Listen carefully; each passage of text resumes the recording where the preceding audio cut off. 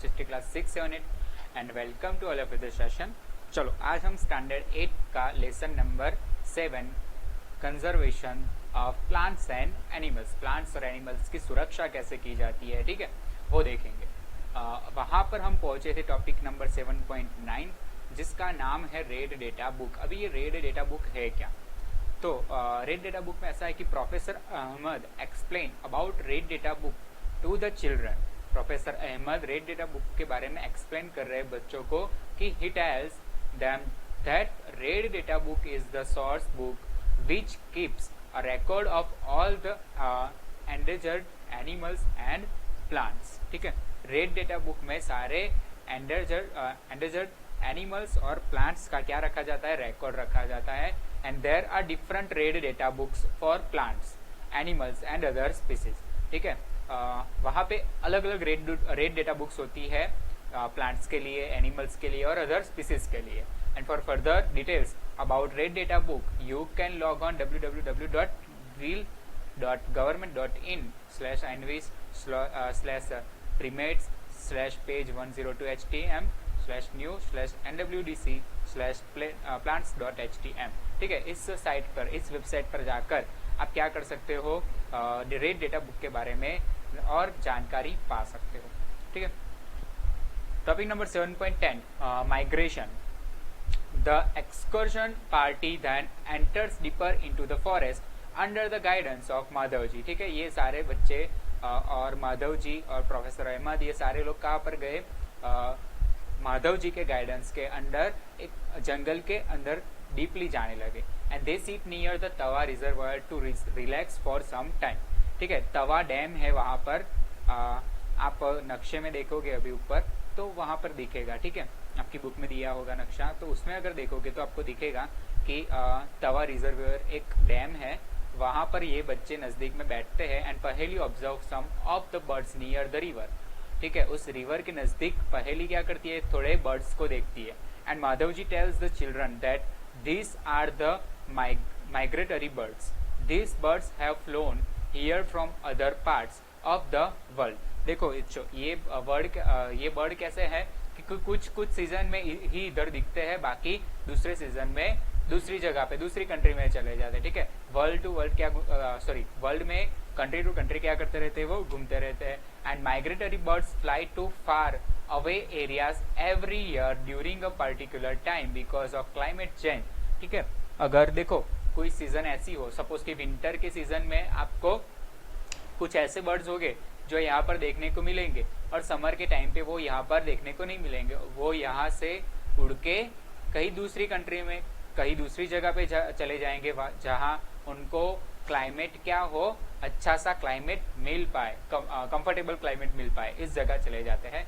And they fly for laying eggs as the weather in their natural habitat becomes very cold and inhospitable। ठीक है, वो fly करते रहते हैं और अपने अंडे भी ऐसी जगह रखते हैं जहाँ पर क्या हो कि वो अपने बच्चों को पाल सके। ठीक है, अपने अंडों का क्या कर सके? अच्छे से उछेर, अपने बच्चों के लिए अच्छे से एक प्रिपरेशन कर पाए, ऐसी अच्छी जगह पे वो जाते हैं।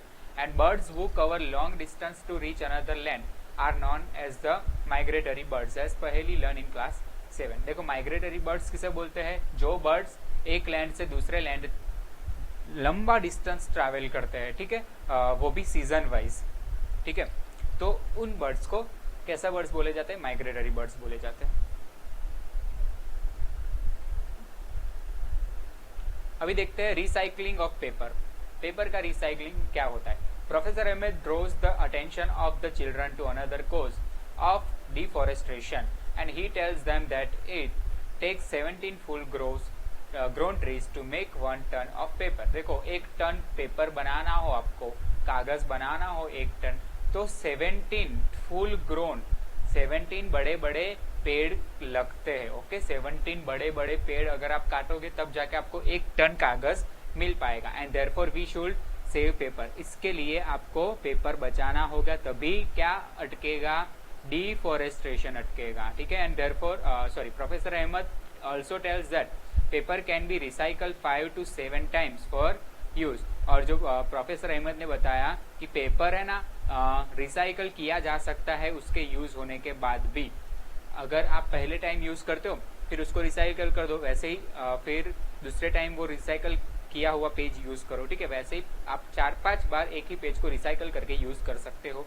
And if each student saves at least 1 sheet of paper in a day, we can save many trees in a year, ठीक है। अगर हर एक स्टूडेंट हर रोज का एक पेज बचाए तो एक साल में बहुत सारे ट्रीज को हम बचा सकते हैं काटने से। And we should save reuse used paper and recycle it. हमें क्या करना चाहिए, पेपर का रीयूज करना चाहिए, रिसाइकलिंग करना चाहिए और फिर से पेपर को यूज करना चाहिए। And by this we not only save trees but also save energy energy and water needed to manufacturing paper. देखो बच्चों, जैसे है ना पेड़ को काटते हैं ना, पेड़ को काटने के बाद उसका जो भी पार्ट रहता है पेड़ का, उसको सर्व करना पड़ता है वाटर से, तो उसमें टर्न्स ऑफ वाटर चला जाता है, ठीक है। बहुत सारा पानी और बहुत सारी एनर्जी यूज हो जाती है। तो हम इस तरह से रिसाइकलिंग से एनर्जी और पावर को और वाटर को भी बचा सकते हैं। फिर more ever the amount of harmful chemicals use in paper making will be also be reduce, ठीक है। और कुछ केमिकल्स भी यूज किए जाते हैं पेपर मैन्युफैक्चरिंग के लिए, तो वो केमिकल्स का भी उपयोग हम कम कर सकते हैं रिसाइकलिंग से। अभी रिफॉरेस्ट्रेशन क्या होता है? डिफॉरेस्ट्रेशन तो देख लिया कि पेड़ों का कम होना, पेड़ों का काटना, ठीक है, जंगलों का साफ हो जाना, उसे रिफॉरेस्ट्रेशन बोलते हैं। रिफॉरेस्ट्रेशन कैसे बोलते हैं, किसे बोलते हैं वो देखते हैं। तो professor Ahmad suggest that the answer to deforestation is reforestation, ठीक है। And reforestation is restocking of the destroy forest by planting new trees. देखो, रिफॉरेस्ट्रेशन इसे बोलते हैं जहां पर से पेड़ काट लिए गए हो, ठीक है। सपोज कि कोई फॉरेस्ट हो, वहां पर से पेड़ काट लिए गए हैं, तो वो जगह खाली पड़ी है, तो वहां पे अगर आप नए प्लांट्स लगाते हो, नए ट्रीज का प्लांटेशन करते हो, तो वो आपने क्या किया कहलाएगा? रिफॉरेस्ट्रेशन किया कहलाएगा, okay. And the planted trees should generally be of the same species which were found in that forest. और हमें वही पेड़ उस जगह पे लगाने चाहिए जो उस फॉरेस्ट में अच्छे से ग्रो होते हो और वहां पर मिल पाते हो, okay.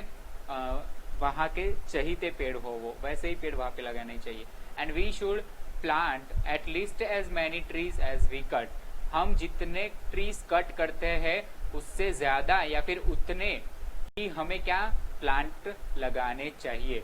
And reforestation can take place naturally also if the deforested area is left undisturb it reestablish itself. देखो, अगर ये जो रिफॉरेस्ट्रेशन वाली प्रोसेस है ना, वो नेचुरली भी हो सकती है। हम खुद पेड़ लगाने जाए और वहां पे पेड़ उगेगा, ऐसा तो है ही, बट अगर हम पेड़ लगाने नहीं जाते और हम उस जगह को अनडिस्टर्ब रखते हैं, मतलब कि कुछ भी वहां पे करते नहीं है, तो अपने आप नेचर क्या कर लेगा, वहां पे पेड़ पौधे का निर्माण कर लेगा, ठीक है।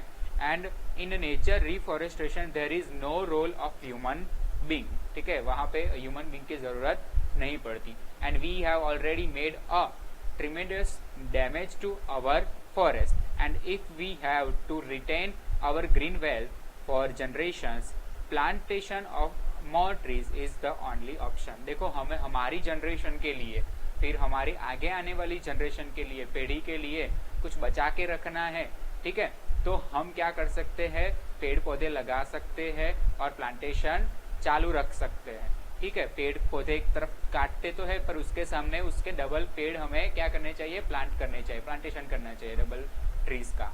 And professor Ahmad told them that in India we have the forest conservation act. This act is aimed at preservation and conservation of natural forest and meeting the basic needs of the people living in और near the forest. And after some rest, Madhavji asked children to start moving back because it is not advisable to stay back in the jungle after sunset. देखो, अभी माधव जी क्या बोल रहे हैं कि बच्चों चलो वापस जाने का टाइम हो गया है, क्योंकि सनसेट के बाद जंगल में कभी भी रुक नहीं सकते हैं, क्योंकि कोई भी एनिमल हमें हार्म पहुंचा सकता है, ठीक है, हानि पहुंचा सकता है।